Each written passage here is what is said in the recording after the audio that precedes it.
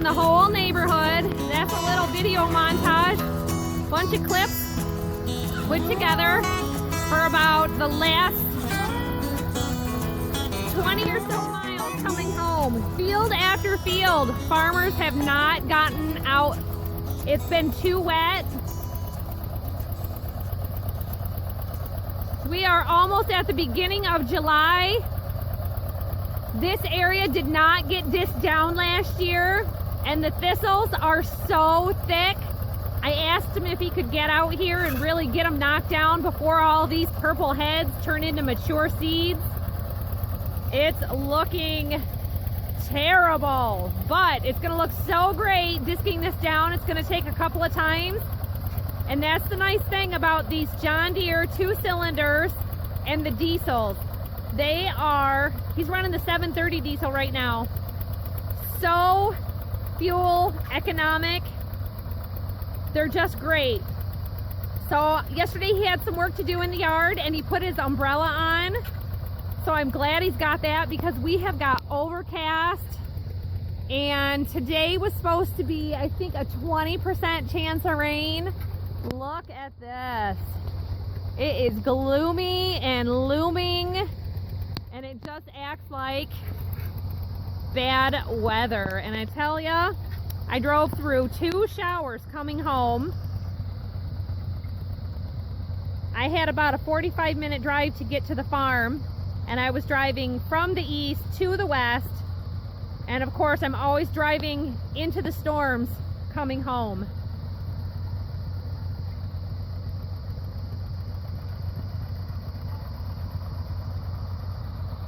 Oh, Guy Trey there, he's all excited about farming.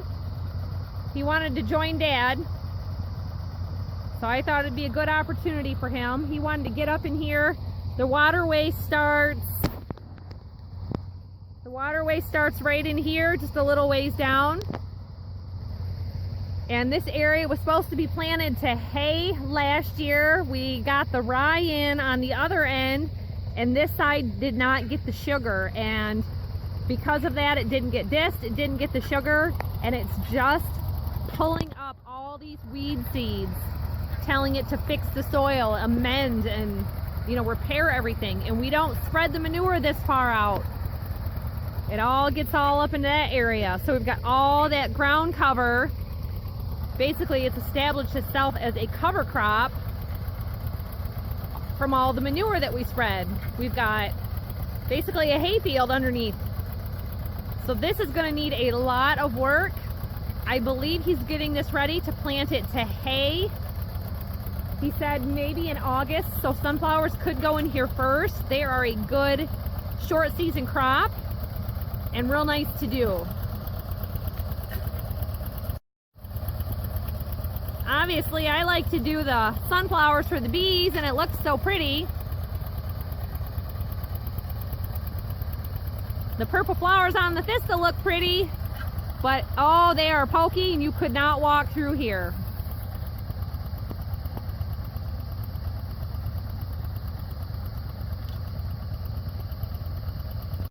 So this is a shot of the field across the road from us.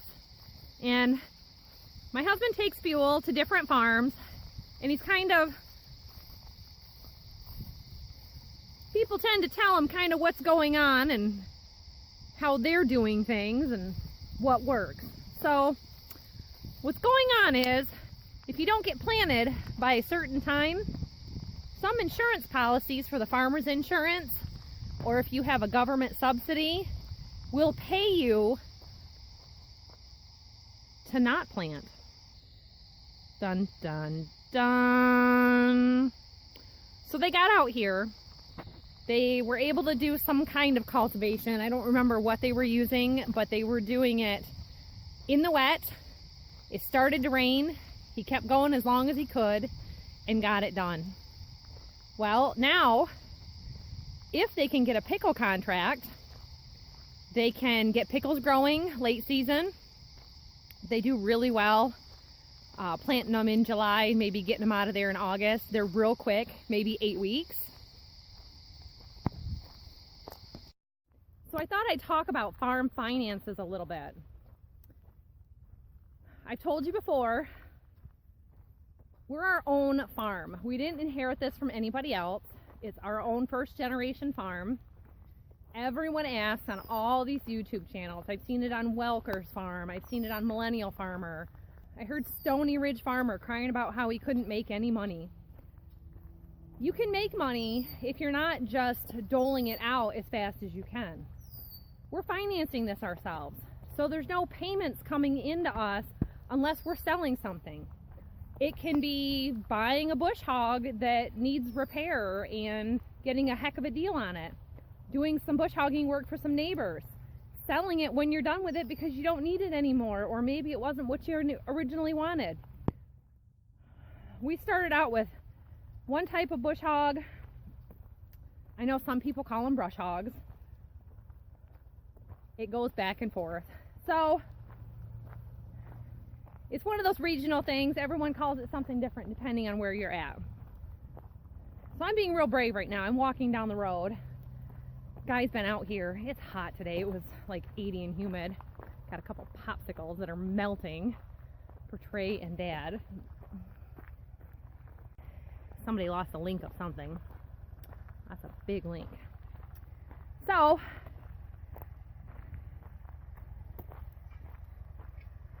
what do you think it's for? Probably some kind of farm machinery. A little pin like that. It's missing a pin. It's not from any kind of manure spread or anything I've seen before. So the guy across from us leases out the buildings, and the man who leases the buildings is a farm insurance salesperson for crop insurance. He talked to us a little bit about it. It wasn't something we were really big on because we're more big on planning things for ourselves. So we planned for hay. We planned for some permanent crops like the hay, and rotational crops like the rye, and you kind of have to plan for the weather. Every state is different. You know, those guys far north, I saw something about Millennial Farmer having snow when in Indiana it was, 70 to 80 degrees. Oh, Trey's driving the tractor. He's having a great time.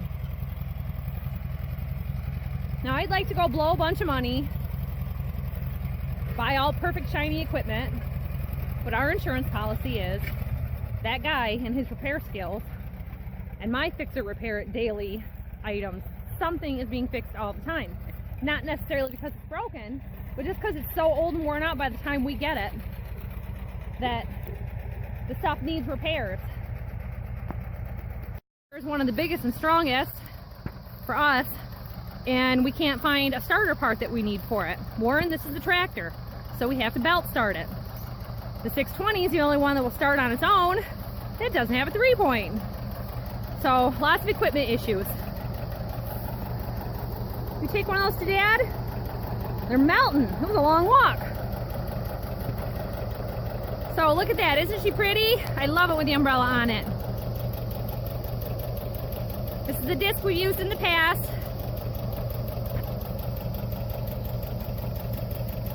Is that the 10-foot disc?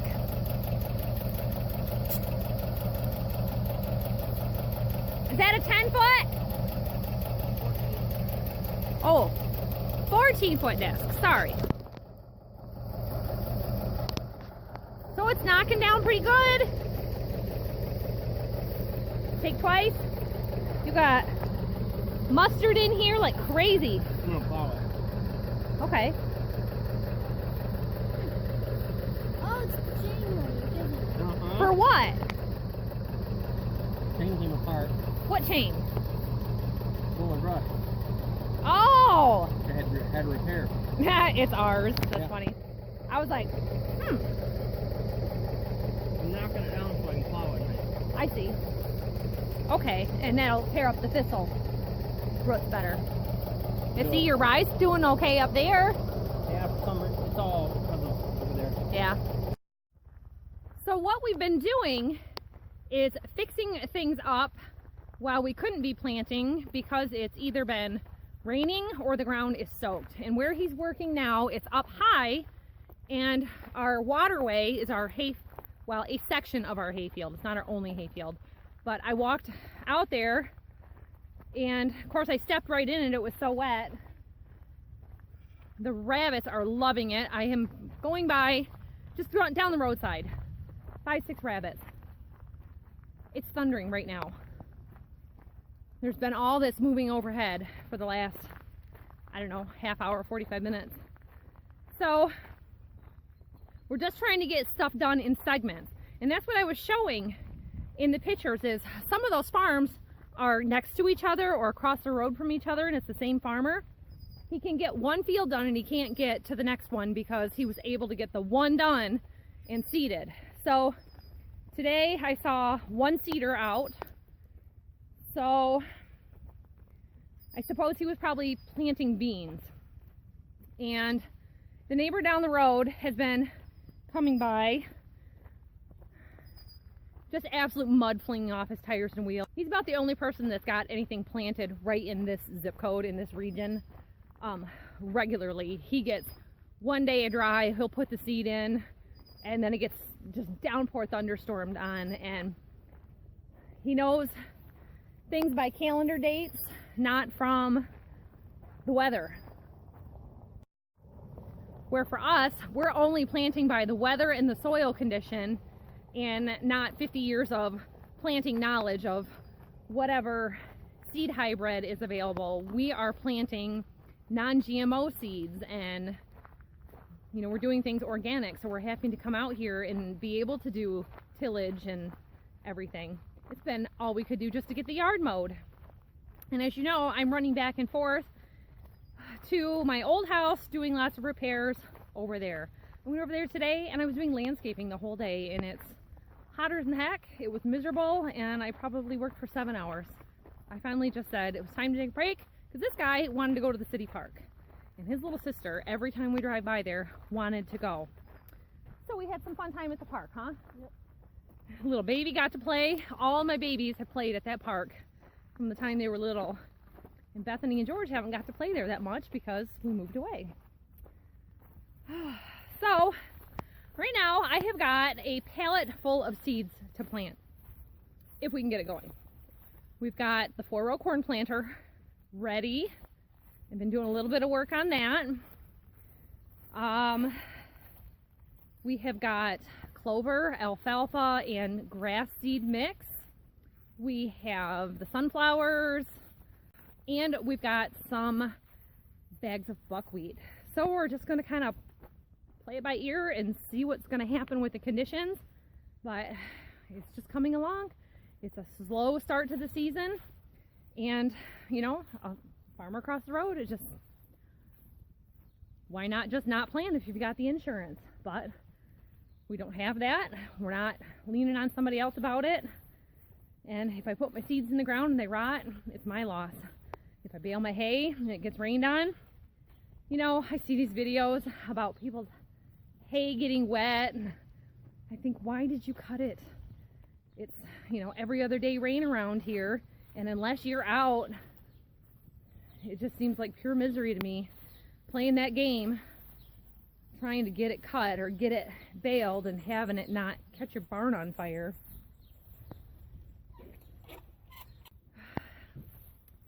So no, usually we are baling hay like madmen, trying to finish up the first cutting for 4th of July.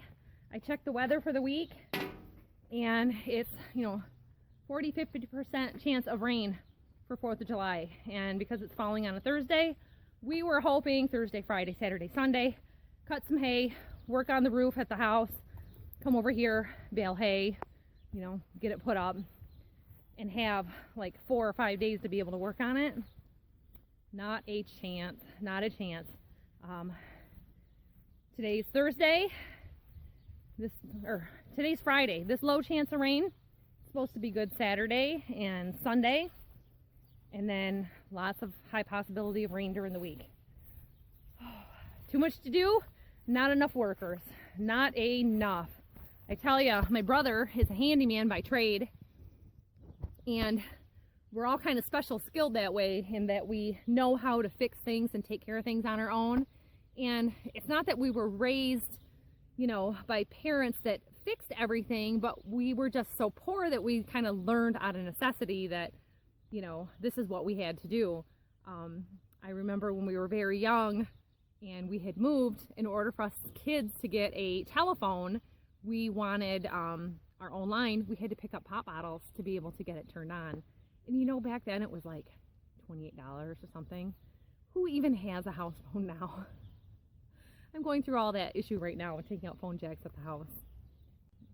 Mother Nature has thrown us all a curveball, but you can see behind me, some things are just plentiful. I have rhubarb like crazy. Our stomachs are doing well. We've sold a lot of rhubarb. We're getting ready to do some canning. The local farmers who have the You Pick strawberry farms have just started to put their strawberry signs up, and they are 3-4 weeks behind because there just wasn't enough sun to get those berries going. So I'm really looking forward to doing some homemade jam this week. I've got to check my pectin supplies and see what we've got on hand for that, but it is going to be a good season for canning. It is strawberry rhubarb is Murdoch's absolute favorite. We do it in rhubarb cobbler and crisp, and we do it in the jams, and it is a really good topping just on plain homemade ice cream. Definitely a specialty in this house. So I'm going to get on with watering these cows and get inside. I got dinner on the oven. It's been a long day. It's time to wrap this up. Everybody, we'll see you all next time. Wish us luck for tonight and tomorrow and maybe even the next day, that we can do something more in that field besides just getting it disc. He wants to hook up the plow and get it going. I hope it'll go. I think we got 2 5-bottom plows sitting back there, and